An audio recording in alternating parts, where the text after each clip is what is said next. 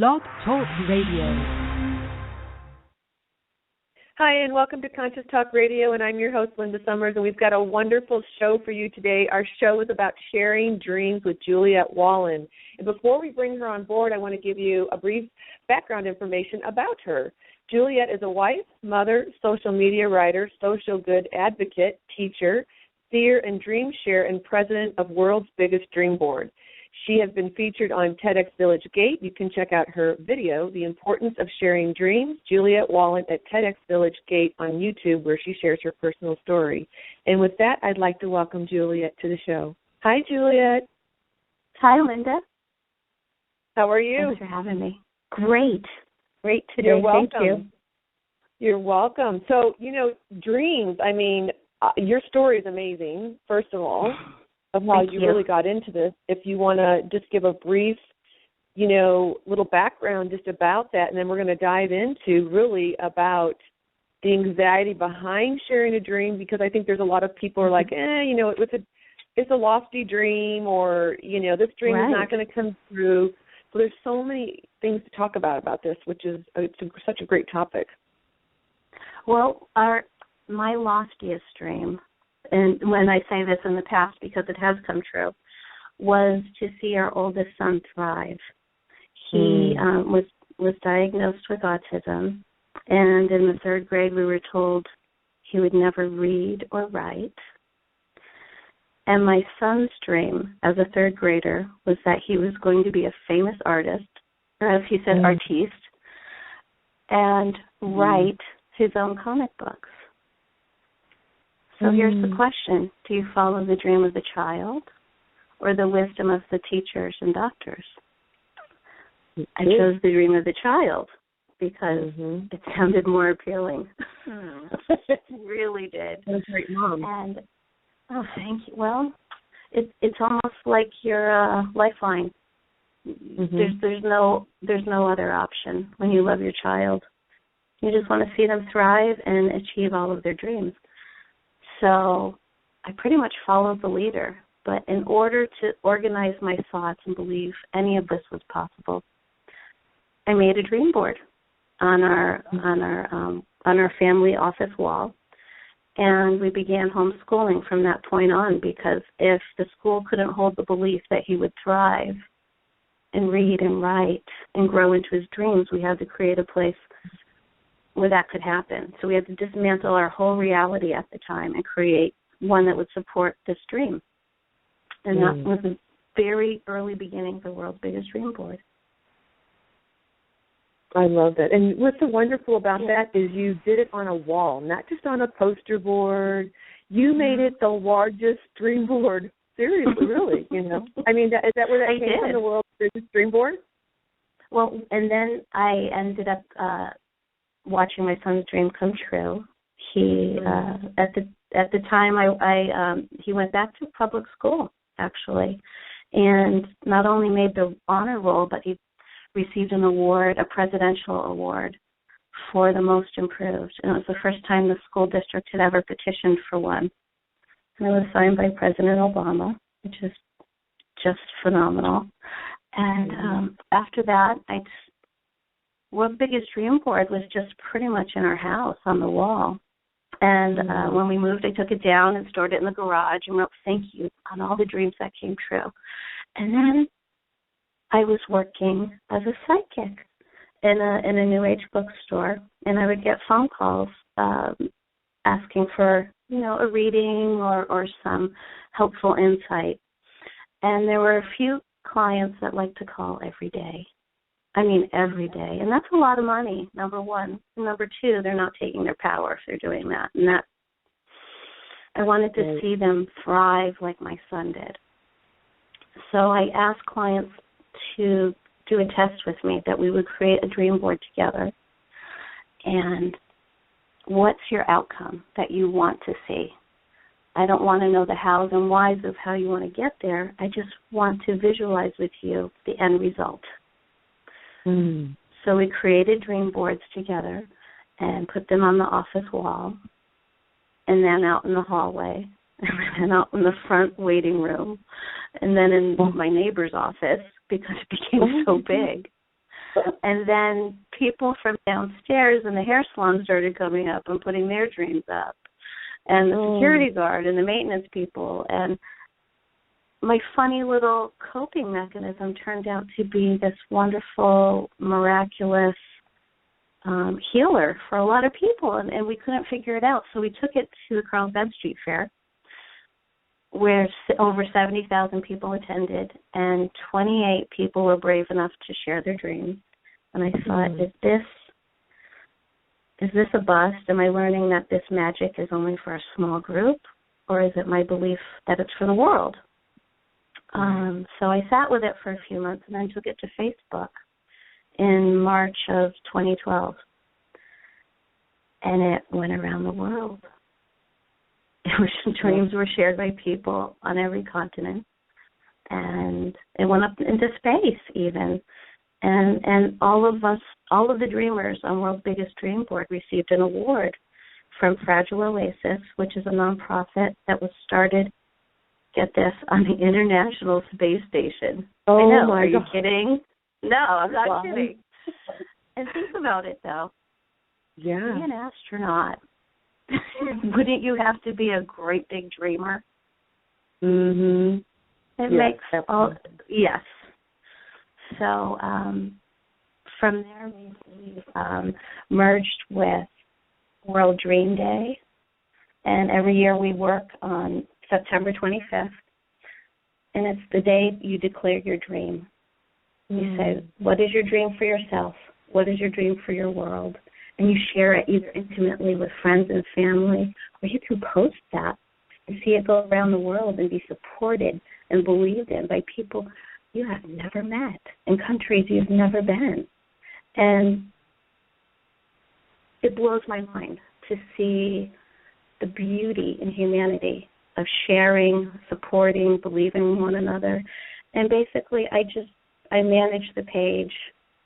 That's about it. Once in a while, I'll go out and collect dreams from people to share or inspire, or go to the grocery store and do a joint dream board for all the employees because they needed it. And, you know, it's taken us to crazy places and points of joy that I never imagined. Well, and managing that board is not just a small little task. It's a huge task to manage it on Facebook because it's helping people all over the world, right? So it's a pretty big task. 24 hours a day. Exactly, yeah. So I just want to throw that out there because you really do. It does take a lot of work to do that, you know. Thank you. Well, why do you think, I love that. I mean, it's so wonderful that it's all over the world in space. But why do you, you know, we talk about people having anxiety with their dreams. Why do you think that is? Well, you can look at my son Jonathan's point of view where our world wasn't supporting his dream. So what do? Do you have to dismantle everything? Sometimes the answer is yes. Sometimes you have to move or sever relationships or change the way you think and feel about everything in order for your dream to live. And it doesn't stop. Once you dream a dream, it's there with you for life. It's your constant companion. And you could feed it, which would be great, and walk into it, or you can fight it, and it can dog you. So there's a lot of heavy stuff that goes with dreaming, and it's not so light and fluffy as a lot of people would like to think. And what do you mean by that? I mean, I know what you mean, but can you kind of elaborate on that? Okay, sure. I'll give some examples. One time I was with a soccer club in San Diego that supports children from the Middle East mostly who've come out of war and who have relocated here with their families to start a new life. So these are people who have already, everything's been destroyed and rebuilt in their lives. And so we worked for a few hours on our dream boards together. And then I noticed that the children were taking their dream boards home. And one who was very chatty came up to me and he said, "Miss, we can't take these dream boards home. Our parents don't allow us to do that." Wow. And I thought, and it's not really a cultural thing. It's because it's pervasive. Everyone, every culture, it has that touch of don't you dare reach further than your hand. Mm-hmm. Don't you dare reach further than our family circle because we can't keep you safe. If you start dreaming these dreams of fantasy, maybe failure will come to you. And that's a pudding we've all been eating for a long time, for many, many generations. I think that's how humanity is suppressed into slavery, with the illusion of safety. That if you just keep things the way they are, you're safe, you're good, you'll be fed and clothed and sheltered. But it's really an illusion. So we have to get past that. So a lot of the kids did not take their dream boards home. They're not supported in that out of fear, because right now we're settled, we're fine, we have food, clothing, shelter. Don't rock the boat. Don't reach further. You could tip us all over. So there's a lot to combat and recalibrate in our brains before we can even get to that point of planning out a dream of how we can make it happen. Mm-hmm. And how do you speak about stuff like this to really educate people on? And I don't want to use the word educational, or to educate them, but to help bring awareness really to the families and to different cultures about that. That these kids do grow up knowing that they can dream a big dream, and that dream can come true. Yes. Well, that's what's next. You have perfectly stated the what's next in this. That definitely is a chapter in 5 years with the world's biggest dream board. So many life lessons, so many. The personal, internal, external, across politics and barriers. There's so many things in 5 years that I have learned, that my family's learned through sharing dreams. Right. But next, definitely, that's what's next, and more collaborations with museums and social good projects. Do you feel that the museums and the social projects, do you feel that they're coming on board to really recognize that that this is an important aspect for everybody to really live in a more joyous, harmonious, balanced life? Oh, yeah.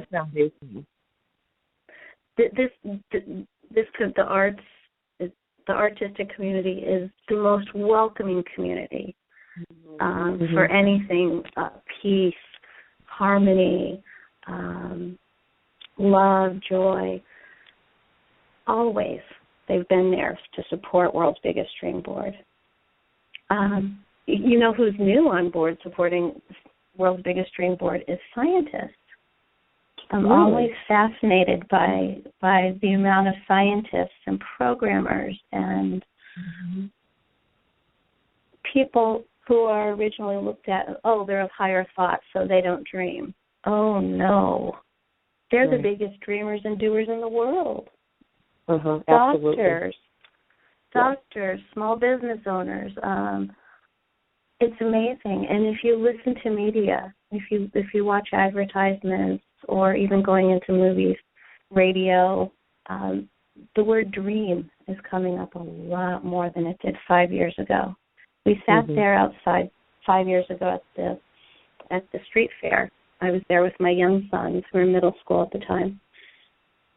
And they were yelled at. These kids were yelled at for forcing religion or politics on the crowd. And we had to say, no, this is a peaceful project. You are welcome to dream. And the word dream, I said, are you a dreamer? Do you dream? And this gentleman in the crowd who was so upset, like, how could you ruin your kids by putting them at the table and talking about being dreamers? You might as well put a kick me sign on their back. Wow. And I had never thought of it from that point of view. The word dream or dreamer was actually an insult. in his mind. So in the 5 years, to see this word, this beautiful word, dream, this empowering word of freedom, turned around in the media, at least in American media, it's profound to me. I look around going, we are not in the same world that we were in 5 years ago. Well, I think, too, a couple of things you had mentioned, that's another aspect, I think, that of really bringing awareness to humanity is on what does dream mean? What does being a dreamer mean, right? To really kind of bring awareness to them. And then I also feel, too, like the scientists you were talking about, don't you feel also that they are finding that even doctors as well are finding that people who are going after their dreams, not maybe so many of them, but I'm sure there's a few that are finding that their health is much better. That because if you have a better attitude and you're joyous and stuff like that, you're not going to be have an illness or not be healthy. Do you find that as well? I believe it to be true. Oh yes. Well, think about it. If you know that your dream is your life's purpose, and there's no doubt to you in that. Once you get clear and you get all the clutter of what other people have told you, what you've been taught about dreaming, and you really look at your dream for what it is, embrace it, right down into your bones, and you look at yourself in the mirror and you say your dream out loud. You're programming your brain, and once you program your brain for success, to succeed, to go after something that gives you such pleasure and joy and accomplishment, how can your health not improve? There's no room for anxiety attacks anymore. There's no room for frustration and depression and pain. You're fully engaged at every fiber and being utilized for what you're here for. That's Cream's health. That is health with a crown on its head. It's beautiful. Now, what would you say to people who don't know what their dreams are? Because if their parents don't do that, and they don't teach their children, and they grow up and they kind of not separate themselves from their family, but they find that there's more to life and that there is about dreams, but they're like, I don't even know what my dreams would be. What would you say to that? Well, I was in that position too when I was an adolescent, and I didn't think past high school. I didn't think about college or relationships or anything. My goal was just to get out of high school at the time. And I remember sitting with that, what's next? And I'm in the same seat today saying, what's next? As you know, in parenting, if you do it well, you work yourself out of a job. Yeah. So what's next with all of this energy? So I can tell you from my perspective what I do. I go out and I meet people who share the same passions as I do. Our hearts, we share the same heart center. I'm very passionate about the arts. I'm passionate about space and science. I'm passionate about the human mind. So for me to see what's next, I align myself with other people and see how they're doing it. And then I also look around for purpose. Like, what lines up with my belief system? Where would I like to put my energy and have it and be a support system for another group? And it doesn't have to, and I keep reminding myself, it doesn't have to be one thing. I can dream up a fabulous sunshiny day where I'm gardening, and that can be my first dream. And then from that success, which is so easy to go out here anyway, and probably in the snow in Denver, not so much today, but start something small. You mentioned not maybe so much in Denver. Okay, we've got people from all over the world listening. So what if they are in the snow? Work with it, whatever your dream is. Even if it's just a small thing like, oh gosh, today my day is so scheduled. There's not a lot of wiggle room. But you know what? I really wish I could have a cup of tea. I wish I could take time out. Well, guess what? There's enough hours in the day for everything. And you can totally do that one little cup of tea, and then broaden it out to, I'd love to have a conversation with a friend. That would just set me in a good way. Listen to those yearnings in your heart, in your soul, of where you'd rather be. And it's not, you don't have to just take apart your whole life for every single dream. There'll be a lot of little tiny dreams along the path. And maybe 2 or 3 times in a lifetime, you have to abort mission and start over and really honor your soul's path or your life's dream. So start small, and then your belief will grow with it. As you have success after success, your belief will grow in yourself, and then go after the big dreams. Well, too, what comes to my mind, too, is about a dream being too big. I remember when I was little and I told my mom my dream, and she was like, oh, that'll never happen. That's way too big. Even now I'll say to things to her, and she's like, well, I'm glad you can dream big, but, you might want to come down to reality. So it's really interesting. Now, I don't go that route because, it's just not my thing to do, I guess. So I don't follow that. But, I think that there have been people like, that's really a big dream. I don't know, if you should really be dreaming. Be realistic. I know. I've heard that a lot. Be realistic. What you're endeavoring to do is way too big. And at that point, I feed my brain lots of information about other people who were audacious dreamers. They would go out. Like, I think of Evel Knievel. Probably he broke every bone in his body, being the world's most famous stuntman in the 70s and 80s. Jumping his motorcycle across the Grand Canyon. I mean, you want to say, I don't know, Evel Knievel, maybe this won't happen. But you know what? It did. It did, and it was his dream. And you know what? So I find myself in a position of seeing dreams every day. And even me, I'm the world's biggest dreamer. I can believe in anything. Once in a while, that little shadow self will present itself, and I'll say, I don't know if that dream can come true. And it creates this whole internal dialogue where I have to reintegrate my own belief system again. Like, you've seen many miracles. You've seen many, many accomplishments in life of things that would never, ever happen. You think about the profoundness of penicillin or space, being up in space. I mean, you and I are part of that first generation where this has been our reality. Absolutely, yeah. That there's always been a human in space, yeah. Oh, go ahead. Yeah, you mentioned shadow self. For people that are listening, just tuning in and that are not familiar with the shadow self, can you explain what you mean about that? Sure. The shadow self, in my mind, is what wants to keep you safe. It wants to. It's kind of like that internal overbearing mom who's always nervous about every little thing and saying, "Okay, honey, don't go too far." It's always cautioning you. But it's there for you to give balance. It's there to ask the questions and really, smooth out your stone, if you know what I mean. We all have rough edges.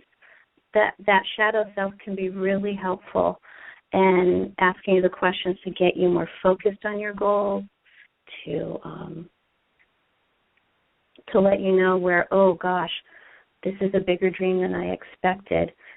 And the fear is coming up. And, oh my gosh, this is too big. I don't even know anybody who's ever done this before. And maybe no one ever has done it before. That's when it's really like, oh my goodness. That's where I'm in. I'm just like, no one's ever done it. That's where I want to be. Yeah. And that's why we have so many world record breakers that appear on World's Biggest Dream Board. And like World's Biggest Dream Board, it amazes me how, we haven't even cracked 1,000 on Facebook for likes, but the amount of people that come and look at World's Biggest Dream Board over the span of 5 years, we could fill stadium after stadium of dreamers. So they're out there.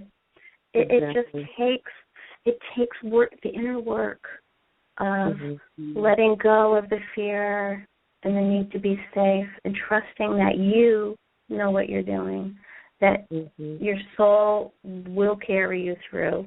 Your desire, your dream is legitimate and real. That inner work needs to happen in order to walk into, and then you talk about the preparing to make it happen, or the tools you need, or the people you need to connect with. But first, the biggest challenge you'll face is internal. Yeah, that's always it's an inside job. When you talk about sharing, how can people share their dreams on the world's biggest dream board? Oh, well, sign into Facebook, and if you have a Facebook account, it's very easy. You type in world, and it's with an apostrophe S, biggest dream board. And from there, you can send a message to World's Biggest Dream Board, and what I like to do is post your Facebook photo of yourself next to your dream declaration. And when, this is for me too, when I see a picture of myself with my dream underneath, I believe it's already happened. And I think, okay, well, I better giddy up and go and put all the pieces into play because it's already there. It already exists. So at that point, I'm not fighting with it. I say, oh, it's real. It's real. And I need to walk into that reality. I need to write the words to publish the book. I need to get on the airplane to go travel to the Middle East. I need to do those things. But first, the dream declaration with your face. You see it on the internet. Your brain doesn't know whether it's real or not. It just assumes it's real. So it's a very powerful tool. That's all you need to do is just send me a little message, and I'll post it for you. Beautiful. Well, and the internet's so vast and so expansive that, you know, who knows who's going to see that and who's going to say, maybe message that person who put their dream and say, hey, you know, here's a job or here's a song or whatever. You just don't really know. So, and we'll have all that information on the video as well. So my last question to you is, what is one thing that you could share with our listeners that has helped you on your journey? Allow yourself to do the one thing that you swear everyone will know you're crazy because you did it. Just allow yourself to do it. Give yourself permission to be crazy for 1 minute. No rules, no barriers, and dream that dream. It may take you a few years to get to that point where you can do it because of your past, because of internal work you need to do, or even more likely because of your current situation. Right. But when you just every day say, I will allow myself to be completely bonkers, nuts, cuckoo, in the bathroom mirror, in the reflection of the toaster, whatever it is. Exactly. And I'm going to state my dream. And it'll come. It always comes. You can't stop it. Right. Right. So beautiful. Thank you so much for being on the show, really, Juliette. It's just, I think that sharing dreams and really talking about dreams is so important because we have so many dreams, and to know that there's a place and a space that we can put that goes all around the world to really support one another, and make a difference in humanity. So thank you so much. We really appreciate it. Well, thank you, Linda. You're welcome. And thank you for all the listeners out there who joined us today and the ones who will be joining us via YouTube. We will have all her information on the video so you can get in contact with her and post your dream. And so thank you again. Please follow, subscribe, comment, and like us. And you can join me next week, November 19th, for the next show, Energy Work, Why It Is So Effective and Necessary with Vicki Murphy. So thank you again, Juliette. Really, it's such an honor to have you on here. And please, everyone that's listening, the information will also be about how you can get in touch with her or even see her video on YouTube as well. So check that out, her personal story. It's a great YouTube video on TEDx. So awesome. So thank you again, Juliette. We appreciate it. Thank you, Linda. All right. So everybody go out there and make your dreams come true. Get on that world's biggest dream board. All right. Thank you. Bye.